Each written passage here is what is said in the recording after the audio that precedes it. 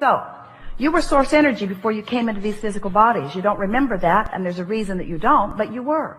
You were source energy before you came into these physical bodies, and now you are an extension of that source energy. So here you are, focused, just as you intended to be, focused upon the things of your time-space reality, and you are utilizing your focus to help you personally, independently,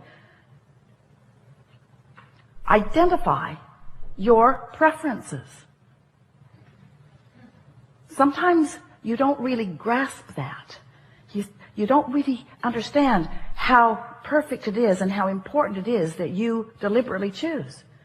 So anyway, that's step one. You ask for what you want, and you can't stop asking because life just continues to serve itself up to you in ways that cause you to identify your preferences. It happens all day, every day, at all levels of your being. It's really what the evolution of all species is about.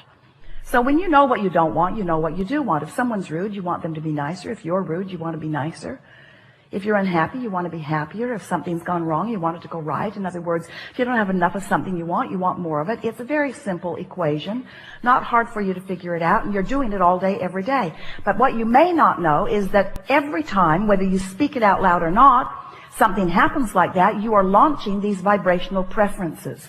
And the larger part of you is aware of the preference that you have launched and becomes it, because your inner being is unconditional.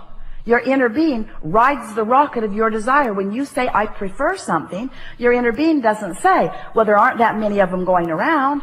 Your inner being doesn't say, well, that's risky business and it's unlikely. Your inner being doesn't say, you don't have the education for that, or the money for that, or the background for that. When you launch a rocket, a request, a preference, a desire, your inner being becomes a vibrational match to it immediately. And because you are an extension of that inner being who has become a match to it, now you hold the potential of splitting your energy if you don't become a match to it too. You see how it works? When you say, I want that, the source within you says, done. We're there. We've got it.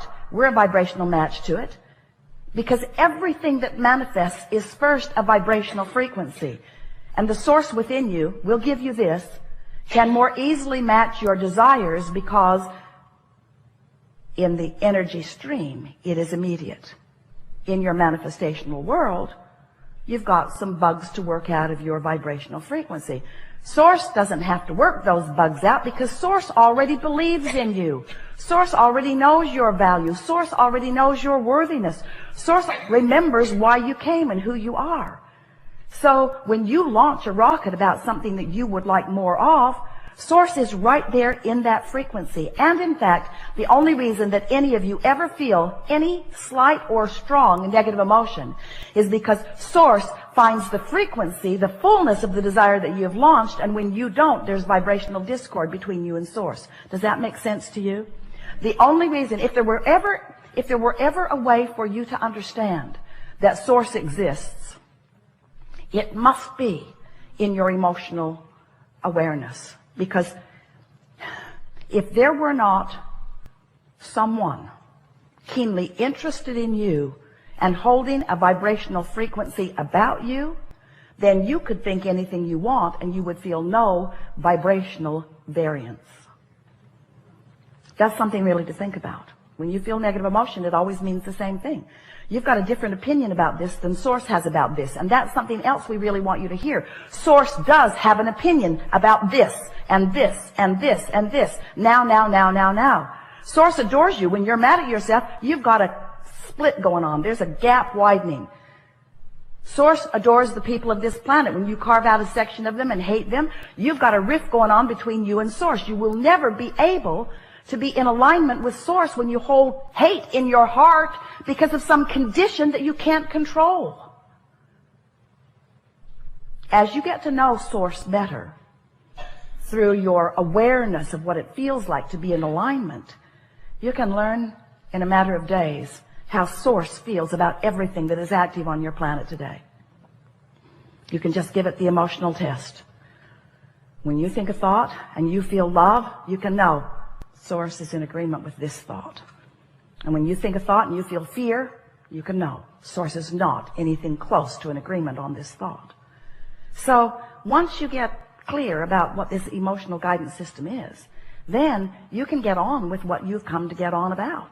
Then you can be the deliberate creator. You can be or do or have anything that you choose because you've got this backup. So step one is contrast helps you to define what you want. You do it all day, every day. And step two is source becomes it vibrationally immediately. Wrote a whole book about that called Ask and It Is Given, and that's what it was about. That when you ask, source becomes the vibrational equivalent of it. The energy that creates worlds. Imagine that. The energy that creates worlds. The vibrational equivalent to your desires. Keeping the light on, keeping the vibration steady, so that anytime you get in the vicinity or away from the vicinity, you'll know where you are in relationship to it. Helps you to zero in on who you really are and what you really want, to become the fullness of all that you are. So your work really is the step 3 part of this 3-step process. Now step 4 process, but the step 3 process we talked about for so many years. Ask, source answers, and then you must find a way to become a vibrational match to what you're asking for. In other words, you can't want something and doubt it and get it. You can't want something and be mad that you don't have it and get it. You can't want something and be impatient about it. The flight attendant said, "Thank you for your patience." And Esther said, "You're confused about it." You must be talking about the previous flight because no patience happening here. You can tell by the way you feel whether you are in alignment or whether you are not. So we are eager to talk with you about anything that matters to you. We're going to help you to find some ways, if you want them, to line up easily with who you are and what you want. In some ways, some of the things that we will suggest today, you will stubbornly protest against a little bit because it's just going to seem too simple. And some of the things that we're going to say to you and promises that we're going to make to you, you may even doubt a little bit because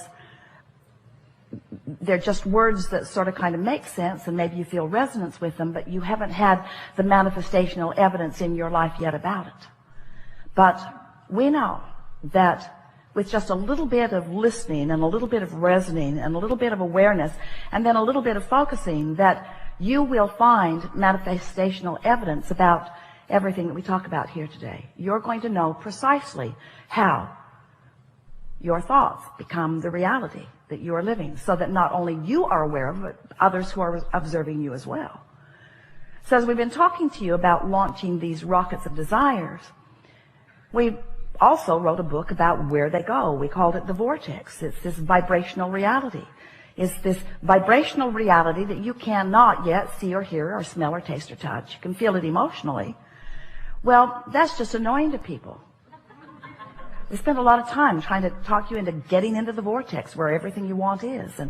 And you were very nice to us. No one ever got up and left the room. Well, just that one guy. But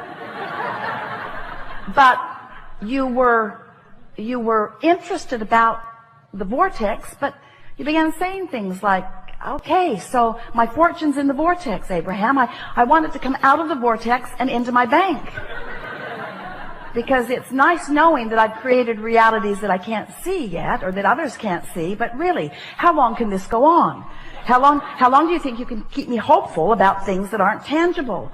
And we say, it was never your intention to come and live without the tangibility. You are in a time-space reality where you can measure your existence through your manifestations. We just want you to understand that if you've got a vibration going on that is keeping you from being a vibrational match to what you want, the manifestation that you want cannot come. And you wouldn't want it to. You wouldn't want it to. So then we began talking to you about, so here's all of this vibrational reality, and you're going, yeah, we accept it, get on with it. How do I get it into my reality where I can see it, where others can see it? And so we began talking about your point of attraction. For a while we called it a grid. It's your point of attraction. It's like the framework of who you are, looking for different ways to help you feel the reality of your point of attraction. Your point of attraction, where you stand. And mostly it's about how you feel right now. How do you feel right now? What's your mood? What is the mood that is swirling around you? Because your mood is the best indicator that you have, your mood, to let you know what the vibrational atmosphere is that you've got going on. And your vibrational atmosphere matters because it is your point of attraction. How you feel, your mood, the thoughts you're thinking, the beliefs you hold, what's going on, the conversations you have, how you move in the world, how you feel in the world, what you're doing now. Right now, you have a relationship with your vortex. Right now, you have a relationship with your vibrational reality. And the question that we want you to ask yourself is the relationship that you have with something that's in your vibrational reality, in your vortex, is the relationship you have one of holding it away? And you can tell by the way you feel whether you are holding it away or whether you are allowing it in. You can also tell by whether it's coming in or not. In other words, we're not asking you to just hold yourself in this emotional state of being and just take our word for it. What we're saying to you is take our word for it, hold yourself in the emotional state of being, and watch the evidence move from your vibrational reality into your reality. Until before long, you will have such confidence in your ability to manifest anything that you desire, because you will have discovered what kinds of things you've been doing that have been preventing the things that you want from coming easily. And we can tell you in a very succinct, nutshell kind of a sentence what it mostly is. Your observation of the conditions that exist now are the reason that you keep repeating a pattern that holds away the things you want. It really is that simple. You got to change the way you look at things. You got to reorient yourself. You've got to become more vibrational interfacing. You have to trust the way you feel. You have to accept that you have guidance. You have to accept that your guidance is always leading you toward what you want. And you have to be aware of when you're moving toward what you want and when you're not moving toward what you want. And you have to accept that the emotions that you hold are the indicator of whether you're moving closer or further. You can just tell. You'll get so good at this that you'll be in the middle of a conversation and you'll stop talking right in the middle of it, because you'll realize that you're moving away from what you want rather than toward what you want. So often, in your quest to make someone else understand what you mean, who's in a different vibrational frequency and is not hearing what you mean, in your attempt to get them to hear what you mean, you are responding to the condition of them not hearing. So you are basing what you are saying based upon what they are not hearing, and then you join them in their frequency rather than maintaining yours, and then instead of them hearing what you mean, you hear what they mean, and nothing changes. Oh, you got that, didn't you?